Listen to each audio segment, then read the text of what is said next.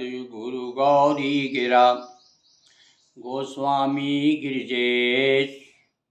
मातु नर्मदा की कृपा रक्षा करें हमेश। बंदो हनुमत लखन संग रिपुहन भरत सुजान। सिया राम जी को नमन गाऊं मानस गान। उमापति महादेव की जय। सियावर रामचंद्र की जय। नर्मदा मैया जी की जय। हाँ सज्जनों, मानस प्रेमी सज्जनों, श्री रामचरितमानस धारावाहिक श्रृंखला के अंतर्गत नित्य प्रति एक दोहा, एक दोहे से दूसरे दोहे तक बीच की चौपाइयाँ और दोहों को लेकर के हम भगवत चर्चा कर रहे हैं। सती का मोह प्रसंग चल रहा है और कहाँ तक हम आ गए हैं कि सती जी के मायके में यज्ञ हो रहा है और वो जाना चाहती हैं। हमारे भोलेनाथ बार बार कह रहे हैं कि देखिए वहाँ निमंत्रण नहीं मिला है हमें, इसलिए वहीं नहीं जाना चाहिए। और नाना प्रकार से समझाया उनको, बहुत प्रकार से समझाया, पर जब वो नहीं मानी तो कुछ गण साथ में कर दिए कि जाओ भाई, अब नहीं मान रही तो त्रियाहट है, तो अब इसका फल अच्छा नहीं होगा। और सोच रहे हैं भैया भगवान के ऊपर छोड़ दो, होइए सोइयो राम रचि राखा। जब आदमी हताश हो जाए, अपने प्रयास में विफल हो जाए, तो फिर भगवान के ऊपर छोड़ देना चाहिए। अब जल्दी सब सती जी पहुंची तो कही देखा हर जतन बहू रहे न राजकुमारी। दिए मुख गण संग तब विदा की त्रिपुरार। विदा कर दी पिता भवन जब गई भवानी। दक्ष त्रास काहू न सन्मानी। पिता का वर्चस्व होता है भैया, घर का मुखिया होता है, और जब पिता ही नहीं चाह रहे, घर का मुखिया नहीं चाह रहा, तो दूसरा आदमी क्या सम्मान करेगा। इसलिए जो ही भवानी पहुंची, सती जी पहुंची, तो किसी ने उनकी तरफ देखा भी नहीं, किसी ने उनका सम्मान नहीं किया। सादर भले हो मिली एक माता। अरे भाई, माँ का तो एक माँ के बारे में तो कहा है कि माँ की महिमा है महा, अब तक मिला ना माप।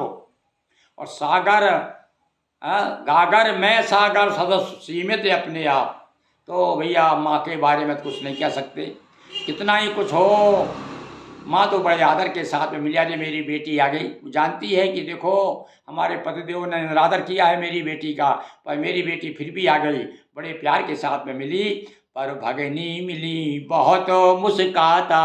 और भैया बहनें तो भैया बराबरी वाली होती हैं, तो उनके अच्छा देखो, इसको नहीं बुलाया फिर भी आ गई है, तो इसलिए व्यंग बाण छोड़ते हुए। और सती क्या हाल है, और जीजा जी के क्या हाल हैं, वो क्यों नहीं आए, नाना प्रकार से उनको व्यंग बाण से आहत करती रही।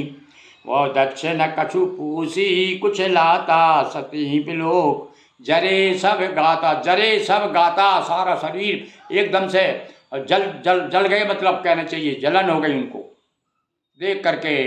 और समाचार भी नहीं पूछा, और देख करके भौएं टेढ़ी कर ली, और बड़ा एक तरह से क्रोध भी आया और नाराजी भी प्रकट करने लगे। तब चित्त चढ़े उज शंकर कयऊ। प्रभु अपमान समझे हृदयऊ। तब शिव जी ने जो कहा था, अब बात समझ में आई भैया। इसलिए कहा है कि जो ना माने बड़ों की सीख, धरे खपड़िया मांगे भीख। और स्थिति ये आ जाती है, अब समझ में आया कि देखो मेरे पति ने मुझे कितना समझाया, और उस समय मेरे ना जाने दिमाग में क्या घुस गया था, हमेशा केवल वो यज्ञ दिख रहा था, बाप का ही घर दिख रहा था। ले देख ले बाप का घर, अब क्या स्थिति हो गई। तो पाछले दुख न हृदय यश व्यापा। और जसे भयऊ महापरिताप। अरे गोस्वामी जी कहते हैं जो पिछला जो दुख था वो तो भूल गई, इससे भी बड़ा भयंकर दुख ये है कि पति का अपमान। अब भैया अब तो जो है वो इतनी दुखी हो गई, इतनी दुखी हो गई कि यद्यपि जग दारुण दुख नाना। और सबसे कठिन जाति अपमाना। अपनी जाति का अपमान हो जाना, अपने परिवार का अपमान हो जाना, इससे बड़ी बात और क्या हो सकती। लो देखा सती ने कि अरे भैया ये तो बहुत बड़ा अपमान हो गया। अब यहाँ जाति से हमको ऐसा लगता है, क्या ये अलग जाति थी क्या इनकी? दक्ष की और शंकर जी की। तो ये इनकी जाति का अपमान हो रहा है। और यहाँ जाति से क्या अर्थ है, ये विद्वान लोग हमें बताएं, यहाँ जाति क्यों कहा गया? जाति से क्या अर्थ है यहाँ पर? हैं? पति का नाम ले सकती थी कि सबसे कठिन है पति अपमाना, ता में बड़ी मात्रा लगा देते, पति अपमाना लिख देते तो भी वो चौपाई गलत नहीं थी। यहाँ कोई विशेष रहस्य लग रहा है, या जाति कहने से क्या अर्थ है? हैं? तो जाति अलग थी क्या उनकी, जो जाति का अपमान हो गया उनका? और जो तो भाई एक ही रिश्तेदारी की, एक और रिश्तेदार का अपमान हुआ। खैर, जैसा जब हमारी बुद्धि में नहीं आ रहा है, आप विद्वान लोग सुने तो हमें समझाने की कृपा करें। तो आगे देखिए, जब समझ सो सती भयो अति क्रोधा और बहुविधि जननी की न प्रबोधा। हाँ, दुख तो क्रोध में बड़ी आ गई, बड़ा गुस्सा किया, किंतु माँ ने समझाया, नाना प्रकार से प्रबोध दिया, बोध दिया, समझाया कि बेटा कोई बात नहीं है, तेरे पिताजी तो मालूम, तो स्वभाव मालूम है उनका कैसे जिद्दी है, वैसे शुरू से अक्खड़ है, उनकी बातों में तू ध्यान मत दे, तू अच्छी आ गई। से अपमान जान जाय सही हृदय न हो यह प्रबोध। ज्ञान नहीं आ रहा है, क्रोध में आदमी का ज्ञान चला जाता है, और कौन समझाए? वहाँ पर माता खूब समझा रही, पर उनकी समझ में नहीं आ रहा है। मस्तकाल सब हटे हटा की तब बोली बचन सक्रोध। अब पारा चढ़ गया सती जी का, अब तो महाक्रोध में आ गई।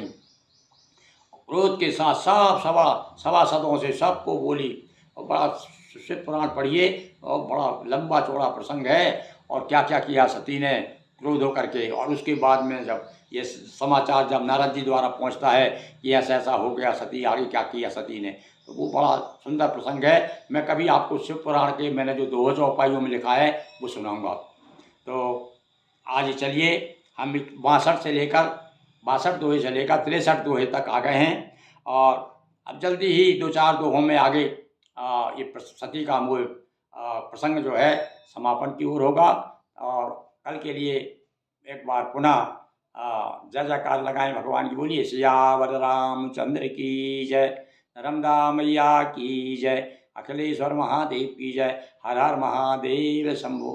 हाँ तो बंधुओं, यहाँ सेवा सन नर्मदा मंदिरम से आपको ये भगवती का विग्रह दिखाई दे रहा होगा, सुंदर छवि मूर्ति नर्मदा जी के सानिध्य में हम बैठे हुए हैं। इधर राम दरबार लगा हुआ है, और रामचरितमानस का एक दोहा, ये 63-62 दिन हो गए हैं, रोज़ आपके सामने हम इसी बहाने से आ जाते हैं। और यहाँ पर भगवान देखिए, मैं वो घुमा देता हूँ तो आपको दिख जाएगा। इधर हमारा ये देखिए, भगवान जो है शिव का भी स्थान है, आपको दिख गया होगा, भगवान शिव पे जलाधारी अखिलेश्वर महादेव। ये इस प्रकार से ये छोटा यहाँ पर आप देखेंगे।